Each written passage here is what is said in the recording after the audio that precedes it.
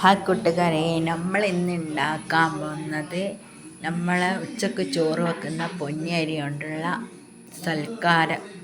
ഗർഭിണികൾക്ക് 7ാം മാസത്തിൽ ഉണ്ടാക്കാൻ പോകുന്ന 10 അപ്പം. അടിപൊളി ടേസ്റ്റുള്ള അപ്പം. ഇത് എല്ലാവരും വീട്ടിൽ ഉണ്ടാക്കിയിട്ട് നോക്കുക. നമ്മൾ സാധാരണ ഉച്ചക്ക് വെക്കുന്ന ചോറില്ലേ, പുയിങ്ങലരി, അത് തലേ ദിവസം അല്ലെങ്കിൽ രാവിലെ പുതിർത്തിയിട്ട് വൈകുന്നേരം അരക്കുക. നല്ലോണം അരിയണം.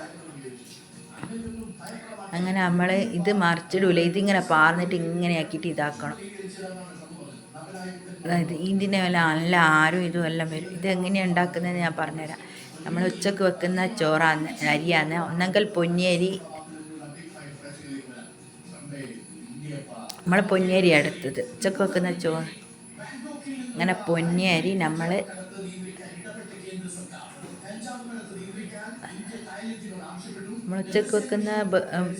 ഉച്ചക്ക് വെക്കുന്ന സാധാരണ ബെർജോറിൻ്റെ അരിയില്ലേ, അത്.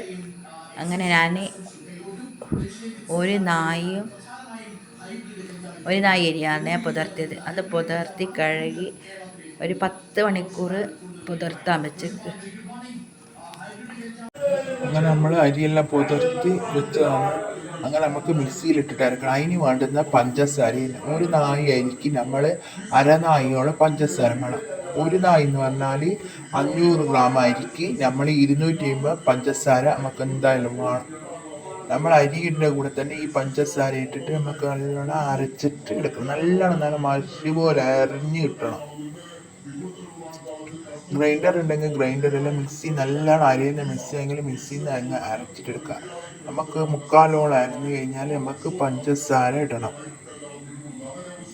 അങ്ങനെ 250 ഗ്രാം പഞ്ചസാരയാണ് ഇട്ടത്. അങ്ങനെ നമുക്ക് 2-3 ഏലക്കായ് വേണം. അങ്ങനെ നമ്മൾ ഏലക്കായ് ഇട്ട് നല്ലോണം മഷി പോലെ അരഞ്ഞ അരി നമുക്ക് ഇലിപ്പാരം. കുറച്ച് ഏലക്കായും പിന്നെ ഒരു നുള്ളു ഉപ്പിടണം. നമുക്ക് മധുരം നല്ല കമ്മിയായി കിട്ടാൻ.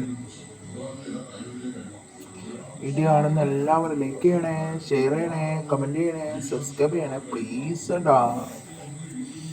ഒരു സബ്സ്ക്രൈബ് താടാ. അങ്ങനെ നമ്മളെ മഷി പോലെ അരിഞ്ഞ് നമ്മൾ ഒരു നുള്ളു ഉപ്പിട്ട്, പഞ്ചസാരയും അരിയും ഒരു നുള്ളു ഉപ്പും. ഞാൻ 500 ഗ്രാം അരിക്ക് 250 ഗ്രാം പഞ്ചസാര എടുത്ത് അങ്ങനെ അരച്ച് വെച്ച് നമ്മളൊരു അരമണിക്കൂർ വരെ അവിടെ വെച്ച്. അങ്ങനെ നമ്മളൊരു ദോശൻ്റെ ഒരു മാവ് പോലെ ഉണ്ടാക്കും. അങ്ങനെ നമുക്ക് ചീനച്ചട്ടിയിൽ നല്ലോണം പൊരിച്ചിട്ടെടുക്കണം. ഞാൻ സൺഫ്ലവർ ഓയിലാണ് ഒഴിച്ചെടുക്കാം. നമുക്ക് ഏത് ഓയിലും ഒഴിച്ചെടുക്കാം, വെളിച്ചെണ്ണയിൽ ഒഴിക്കാം, നമ്മുടെ ഇഷ്ടമുള്ള നെയ്യ് നമുക്ക് പൊരിച്ചെടുക്കാം. ഞാനിപ്പോൾ സൺഫ്ലവർ ഓയിലുള്ളതുകൊണ്ട് സൺഫ്ലവർ ഓയിൽ പൊരിച്ചെടുക്കുന്നു. അങ്ങനെ എണ്ണ നല്ലോണം ചൂടാക്കി കഴിഞ്ഞാൽ നമ്മൾ ഒരു കയ്യിൽ മാത്രം പാരം.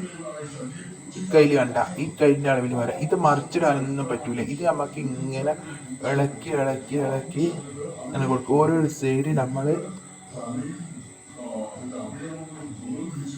സൈഡ് നമ്മളിങ്ങനെ ആക്കി സൈഡാക്കി വെച്ചിട്ട് ഇങ്ങനെ ആക്കണം. ഇങ്ങനെ ഈ അപ്പം ഇതാകാൻ മറിച്ചിടൂല ഈ അപ്പത്ത്. ഇത് ഗർഭിണികൾക്ക് 7ാം മാസം ആയി കഴിഞ്ഞാൽ നമ്മൾ ഈ സൽക്കാരത്തിന് വന്നു കഴിഞ്ഞാൽ ചുട്ടുകൊടുക്കുന്നത്. അടിപൊളി ടേസ്റ്റുള്ള അപ്പം ഇത് കാണുന്ന പോലെ നല്ല ഉണ്ടാക്കിയിട്ട് നോക്കണം. ഇതിങ്ങനെ നമുക്ക് ഓരോ സൈഡാക്കിയിട്ട് ഇങ്ങനെ ആക്കി കൊടുത്തു കഴിഞ്ഞാൽ നല്ല സൈഡ് നല്ല പൊൻകളർ പോലെ ആവും. അങ്ങനെ പൊൻകളർ പോലെ ആയിക്കഴിഞ്ഞാൽ നമ്മൾ ഈ അപ്പം പൊന്തി വരും. ഈ പൊന്തി അപ്പം ഉണ്ടാക്കി നമ്മൾ പറയുമോ പെൺകുട്ടിയാന്നും പറയും, ആൺകുട്ടിയാന്നെല്ലാം പറയും. ഈ അപ്പം നോക്കിയിട്ട് നമ്മൾ പെൺകുട്ടീൻ്റെ ആൺകുട്ടീൻ്റെ എല്ലാം നോക്കും. അങ്ങനെ അടിപൊളി ടേസ്റ്റ്. നമ്മൾ അപ്പം റെഡിയായി എല്ലാവരും വീട്ടിൽ ഉണ്ടാക്കിയിട്ട് നോക്കുക. അടിപൊളി ടേസ്റ്റ്. ഇനി നമുക്കൊരു പണ്ടം ഉണ്ടാക്കലുണ്ട്. ഞാൻ ഇതിൽ പണ്ടം ഉണ്ടാക്കുന്നില്ല. നല്ല തേങ്ങ നല്ലോണം വറുത്തിട്ട് കടലപ്പരിപ്പ് വന്നിട്ട് അതിലിട്ടിട്ട് അതാ ഇതിൻ്റെ കൂടെ കൂട്ടി തിന്നാൻ എല്ലാവരും തിന്നും. നമ്മളെ സൽക്കാരത്തിനെല്ലാം. അങ്ങനെ നമ്മളെ ഗർഭിണികൾക്കുണ്ടാകും 7ാം മാസത്തിലെ ചടങ്ങിന് ഈ അപ്പം നമ്മൾ ഉണ്ടാക്കാൻ. ഈ അപ്പവും പണ്ടം ഉണ്ടാക്കും. തേങ്ങയും തേങ്ങ നല്ലോണം ചിരണ്ടി നല്ലോണം വറുത്ത് കുറച്ച് ആർക്കേച്ചിൽ വെച്ചിട്ട് പിന്നെ കടലൊക്കെ പരിപ്പ് ഇട്ടിട്ട് നല്ലോണം വറുത്തിട്ട് കടലപ്പരിപ്പ് വേവിച്ചിട്ട് ഇതിലിടും. ഏത് ഈ തേങ്ങയിൽ ഈ തേങ്ങേൻ്റെ കുറച്ച് പഞ്ചസാര ഇട്ടിട്ട് ഇളക്കിയിട്ട് നല്ല ഇതാക്കി കഴിഞ്ഞാൽ ബ്രൗൺ കളറായാൽ ഇതിൻ്റെ കൂടെ കൂട്ടിയിട്ട് തിന്നും. അങ്ങനെ നമ്മളെ അപ്പം റെഡിയായി വന്നു. അങ്ങനെ നമ്മൾ ഇങ്ങനെ ആക്കിയിട്ട് നെയ്യെല്ലാം ഇങ്ങനെ ഇതാക്കിട്ടു. അടിപൊളി, നല്ലോണം പൊന്തുകയും ചെയ്തിട്ട് നല്ലോണം ആര് വരികയും ചെയ്യും. നമ്മളെ കണ്ണൂർ തലശ്ശേരി ഭാഗത്ത്